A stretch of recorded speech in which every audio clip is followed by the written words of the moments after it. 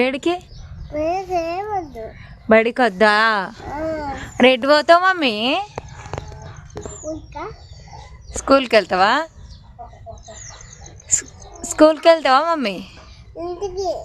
ఇంటికన్నా ఉంటావా?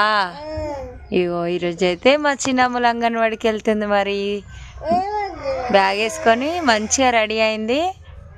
పొద్దున్న లేచి ఛాయ్ తాగి జావ తాగి మంచిగా స్నానం చేసుకొని ఇంకా స్కూల్కి అయితే బయలుదేరింది.